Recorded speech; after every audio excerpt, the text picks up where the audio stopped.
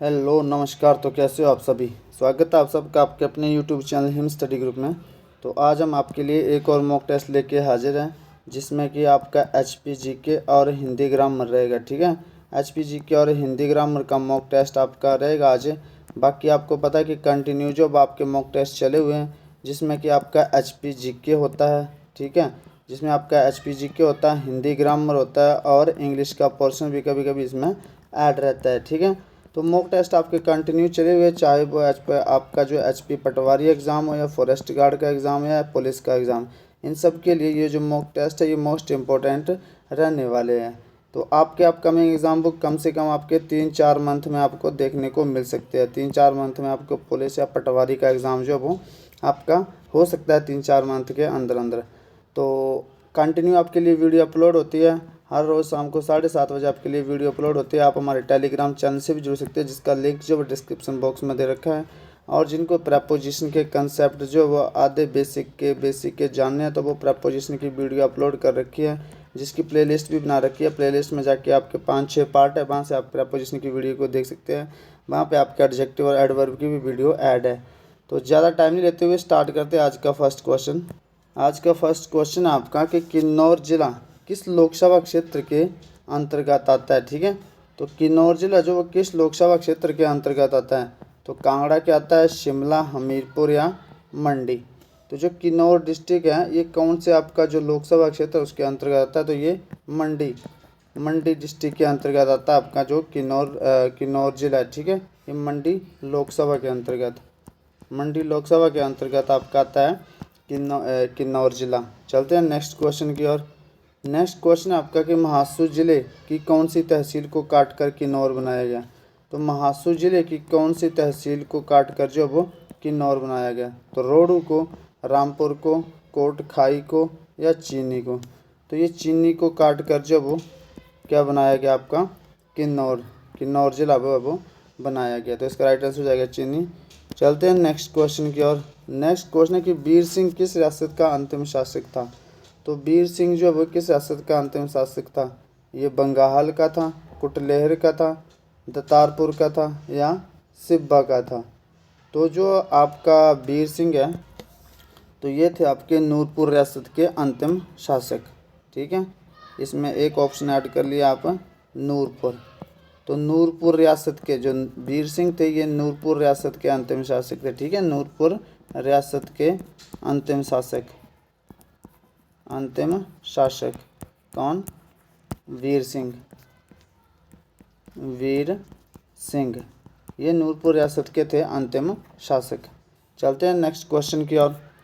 Next question है कि गुलेर रियासत की राजधानी क्या थी। तो ये नूरपुर थी, नगरोटा थी, हरिपुर थी या पालमपुर थी। तो जो गुलेर रियासत है इसकी जो राजधानी है वो क्या थी यहाँ पे, तो वो थी आपकी हरिपुर। ठीक है, हरिपुर जो है ये आपकी गुलेर रियासत की राजधानी तो थी, हरिपुर इसका राइट आंसर हो जाएगा। चलते हैं नेक्स्ट क्वेश्चन की ओर। नेक्स्ट क्वेश्चन है कि कांगड़ा रियासत का अंतिम राजा कौन था। तो कांगड़ा रियासत का जो वो अंतिम राजा वो कौन था, कांगड़ा रियासत का अंतिम राजा। तो ये थे आपके घमंड चंद, संसार चंद, ध्रुव देव चंद या अनिरुद्ध देव सिंह।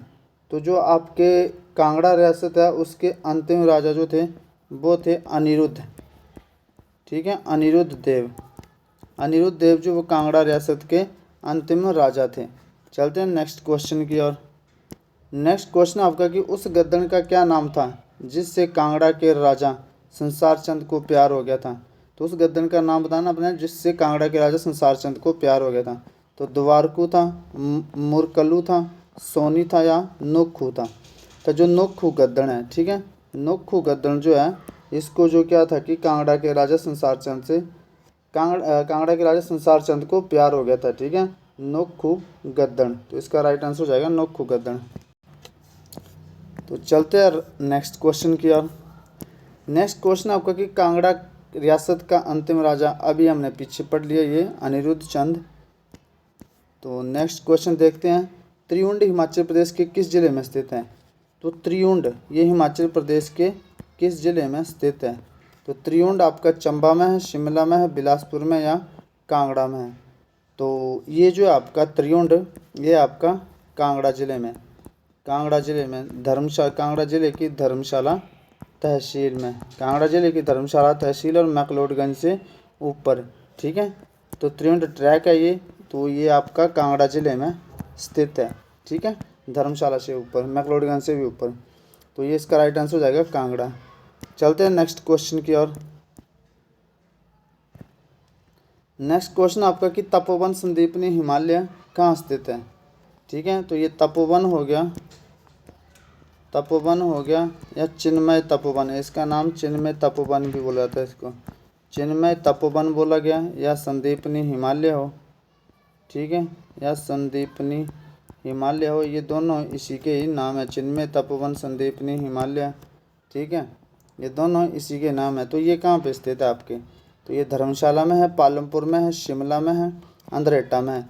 तो तपोवन या आपका संदीपनी हिमालय जो वह हिमाचल प्रदेश की हिमाचल प्रदेश के कांगड़ा डिस्ट्रिक्ट की धर्मशाला तहसील में स्थित है आपका संदीपनी हिमालय। ठीक है, चलते हैं नेक्स्ट क्वेश्चन की ओर।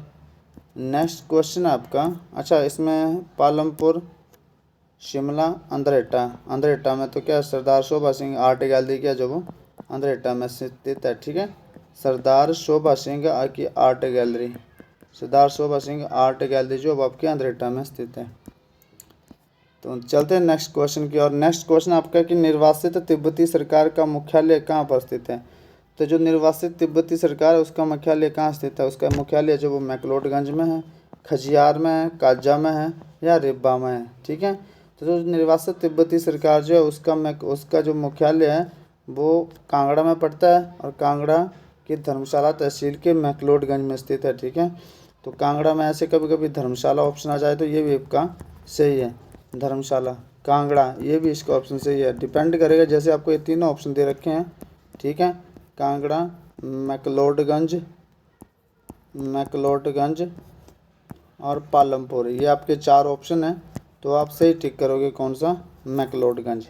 ठीक है, क्योंकि धर्मशाला तहसील और धर्मशाला तहसील के अंदर ही क्या आता है आपका मैक्लोडगंज। तो निर्वासित तिब्बती सरकार का मुख्यालय कहाँ स्थित है, ये मैक्लोडगंज में। लेकिन अगर खाली कांगड़ा होगा तो कांगड़ा टिक करेंगे, धर्मशाला होगा अकेला तो धर्मशाला, और मैक्लोडगंज होगा तो मैक्लोडगंज, इसका राइट आंसर हो जाएगा। तो चलते हैं नेक्स्ट क्वेश्चन की और। अब हिंदी का सेक्शन देखते हैं। तो हिंदी का सेक्शन है, फर्स्ट क्वेश्चन आपका कि हिंदी भाषा का जन्म कहाँ से हुआ है। तो हिंदी भाषा का जन्म जो वो कहाँ से हुआ है, ये हुआ आपका अपभ्रंश से हुआ है, लौकिक संस्कृत से हुआ है, वैदिक संस्कृत से या पाली प्राकृतिक से। तो हिंदी भाषा का जन्म जो हुआ है वो आपका अपभ्रंश से हुआ है। किससे, अपभ्रंश से। तो इसका राइट आंसर हो जाएगा अपभ्रंश। चलते हैं नेक्स्ट क्वेश्चन की ओर।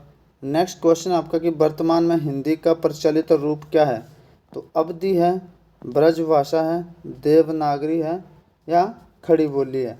तो वर्तमान में हिंदी का प्रचलित रूप जो वो आपका क्या है, वो खड़ी बोली, खड़ी बोली है ये। ठीक है, तो इसका राइट आंसर हो जाएगा खड़ी बोली। चलते हैं नेक्स्ट क्वेश्चन की ओर। नेक्स्ट क्वेश्चन आपका कि य और श कौन सी ध्वनि है। अच्छा, य और श ये कौन सी ध्वनि है आपकी। ठीक है, तो ये मूर्धन्य है, कंठ्य है, तालव्य है या ओष्ठ्य है। तो ये कौन सी ध्वनि है आपकी जो य और श है। तो आपको एक बात बता दें कि आपकी जो आपकी आती है ये ध्वनियाँ च वर्ग में। ठीक है, च वर्ग में कौन कौन सी ध्वनि आती है आपकी, च वर्ग, इसमें आती है आपकी च आ जाएगी। ठीक है, छ आ जाएगी, ज आ जाएगी, झ आ जाएगी और अण्य। च वर्ग में ये ध्वनियाँ कौन सी होती हैं, ये ध्वनि होती है आपकी तालव्य, ये तालव्य ध्वनि होती हैं। और इसके साथ ही वो कौन कौन सी जो तालव्य ध्वनि है, छोटी ई, ठीक है, बड़ी ई और आपका य और श, ये जो ध्वनियाँ हैं ये भी तालव्य ध्वनियों के अंतर्गत आती है। ठीक है, छोटी ई, बड़ी ई, य और श तालव्य ध्वनियाँ। और वर्ग कौन सा आता है इसका, इसका वर्ग आता है आपका च वर्ग। ठीक है, और मूर्धन्य, मूर्धन्य में क्या क्या आता है आपका, मूर्धन्य का भी देख लीजिए एक बार। तो जो मूर्धन्य है, मूर्धन्य ध्वनियाँ, ठीक है, इनमें आपको पूरा एक्सप्लेन करते हैं। पहले आपका ट वर्ग, जो ट वर्ग है, ट वर्ग, ट वर्ग में क्या क्या आता है आपका, ट आ जाएगा, ठ आ जाएगा, ड आ जाएगा, ठीक है, ढ आ जाएगा, अण्य। ये आपके ट वर्ग में आ गई। ध्वनियाँ कौन सी हो गई, ये मूर्धन्य ध्वनियाँ हो गई। और मूर्धन्य ध्वनियों के अंतर्गत और कौन कौन से आते हैं आपके, तो जो आपकी मूर्धन्य ध्वनि है उनके अंतर्गत एक आ जाता है आपका फिर री, ठीक है। ये हो गया मूर्धन्य ध्वनियाँ ट वर्ग। इसके बाद आपकी कौन सी ध्वनि होती है, क वर्ग होता है। क वर्ग में कौन कौन से आ जाएगा, क आ जाएगा, ख आ जाएगा, ग आ जाएगा, घ आ जाएगा, अंग आ जाएगा, ठीक है। तो ये क वर्ग में ध्वनियाँ कौन सी, कंठ, ठीक है। क वर्ग आ गया, ध्वनियाँ जो आ गई आपकी कंठ आ गई, ठीक है। और क्या क्या आता है इसमें, कंठ ध्वनियों में आगे आपका आ जाएगा आ जाएगा, आ जाएगा, ठीक है, आ जाएगा, और ह, ये भी आपकी कंठ में आ जाएगा। फिर आपका रह जाता है त वर्ग। त वर्ग में कौन कौन सी ध्वनि आती है, तो त वर्ग में आपका त आ गया, थ आ गया, द आ गया, ध आ गया, न आ गया, ठीक है। त वर्ग। और ध्वनियाँ कौन सी हो जाएगी, ध्वनि हो जाएगी आपकी दंत्य, ठीक है, दंत्य। और इसमें क्या आ जाएगा आपका, स आ जाएगा, ठीक है। फिर रह गया आपका प वर्ग। एक हमने देख लिया च वर्ग, प वर्ग। प वर्ग में आता है आपका प, ठीक है, फ, प, फ, फिर बकरी वाला ब, फिर भ, फिर म। और ये ध्वनियाँ कौन सी आ जाएगी आपकी, ये ध्वनियाँ आ जाएगी आपकी ओष्ठ्य, ठीक है, ओष्ठ्य ध्वनि आ जाएगी। इसमें और क्या क्या आता है आपका ओष्ठ्य में, तो ओष्ठ्य में आपका ऊ और ऊ आ जाएगा, ठीक है। इसके अलावा अंतस्था व्यंजन होते हैं आपके, ठीक है, अंतस्था व्यंजन होते हैं। तो अंतस्था व्यंजन में क्या क्या आता है आपका, य, र, ल और व। अंतस्था व्यंजन में य, र, ल, व आ जाएगा। और इसके अलावा होते हैं आपके ऊष्म वर्ण, ठीक है, ऊष्म वर्ण। और ऊष्म वर्ण में क्या क्या आता है, श आता है, और षटकोण वाला श आता है, और फिर आपका स आता है, और ह आता है। ये आपके किस में आते हैं, ऊष्म वर्ण में। तो एग्जाम में आपको पूछा जाता है कि अंतस्था व्यंजन, जैसे आपका य पूछ लिया, य कौन सा वर्ण है, तो यह जो आपका अंतस्था व्यंजन है वो ऑप्शन पे डिपेंड करेगा। ध्वनि पूछी होगी तो ध्वनि कौन सी हो जाएगी, ध्वनि आपकी तालव्य हो जाएगी। कौन सी हो जाएगी, तालव्य हो जाएगी। और आपका वर्ण पूछा हो कौन सा, तो अंतस्था व्यंजन हो जाएगा। तो अगर जैसे आपका श है, ये आपसे ध्वनि पूछी होगी तो ध्वनि तालव्य हो जाएगी। वर्ण पूछा होगा तो ऊष्म हो जाएगा, ठीक है। इस तरह से चलते हैं ये। तो जो आपका इस क्वेश्चन था, इसका जो राइट आंसर था वो य और श कौन सी ध्वनियाँ हैं, तो य और श अभी आपने देख ली ये कौन सी ध्वनियाँ हैं, तो ये है आपकी तालव्य ध्वनियाँ, ठीक है। य और श तालव्य ध्वनियाँ यहाँ पे एक्सप्लेन भी कर दिया गया है। तो चलते हैं नेक्स्ट क्वेश्चन की ओर। नेक्स्ट क्वेश्चन आपका, अब पूछा गया कि ए और ए कौन सी ध्वनियाँ है, ठीक है। तो ये कंठ तालव्य है, कंठोष्ठ है, मूर्धन्य है। अच्छा कंठ्यम है, कंठ्यम है तो आगे आपका क, ख, ग, घ, अंग। एक होता है आपका कंठोष्ठ, ठीक है, होता है कंठ तालव्य। तो मैं यहाँ पे आपको एक्सप्लेन कर देता हूँ, ठीक है। एक होता है आपका कंठ तालव्य, ठीक है, एक कंठ तालव्य, एक होता है आपका कंठोष्ठ, एक होता है आपका दंथोष्ठ, ठीक है। तो कंठ तालव्य में आती है आपकी ए और ऐ, ये आएगी आपकी कंठ तालव्य में। और कंठोष्ठ में, कंठोष्ठ में आएगी आपका ओ और औ, ठीक है। और ये वाला भी आपका किस में आता है, कंठोष्ठ में। दंथोष्ठ में आती है व, ठीक है। लेकिन ये ब नहीं आएगी इसकी, ये ब जो है ये आ जाती है आपका, ये बकरी वाला ब, ये आ जाता है आपका ओष्ठ में। ये आएंगे सिर्फ कंठ तालव्य में आपकी आएंगी ए और ऐ, कंठोष्ठ में ओ और औ, या औ, दंथोष्ठ में व। ये ध्वनि है जो वो आपकी किस में आती है, ये तीन अलग है, ये आपने याद कर लेनी है। तो यहाँ पे क्वेश्चन में पूछा गया कि ए और ऐ कौन सी ध्वनियाँ हैं, तो ये है आपकी कंठ तालव्य। चलते हैं नेक्स्ट क्वेश्चन की ओर। नेक्स्ट क्वेश्चन आपके इनमें से कौन सा संयुक्त व्यंजन है। तो अच्छा संयुक्त व्यंजन कितने होते हैं, संयुक्त व्यंजन होते हैं कुल 4। तो संयुक्त व्यंजन 4 होते हैं। तो कौन कौन से हैं संयुक्त व्यंजन, ये चारों जानना बहुत ज़रूरी है, एग्ज़ाम में पूछे जाते हैं। तो संयुक्त व्यंजन पहला आपका आ गया क्ष, ठीक है। ये बनता कैसे हैं इनको एक्सप्लेन भी करेंगे। तो क्ष बनता है आपका क हलांत जमा श, और ऐसा पूछे जाएगी कि क्ष का वर्ण कौन से वर्ण, क्ष वर्ण का जो क्रम है वो कौन से वर्ण के बाद आता है, तो क के बाद, ठीक है। फिर इसके बाद है त्र, तो त्र जो बनता है आपका ये बनता है त हलांत, हलांत जरूर देखना आपने, और र।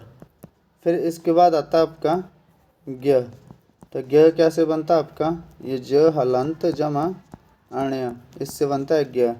फिर आता है आपका श्र, ये कैसे बनता है आपका श हलंत जमा र, ठीक है। तो यहाँ से पूछा गया कि इनमें से कौन सा संयुक्त व्यंजन है, तो आपको पता है कि ये तो आपका कंठ्य है, ठीक है, ये आपका तालव्य है, ठीक है। च छ ज झ, ये कौन सा आपका, ये च छ ज झ, ये भी तालव्य है और ये भी तालव्य है, क्योंकि ये और श हमने पीछे देखा कि कौन से है वो तालव्य है, ठीक है, तालव्य ध्वनि है ये और श। और वर्ण कौन सा है, ऊष्म वर्ण, और च छ ज भी तालव्य है।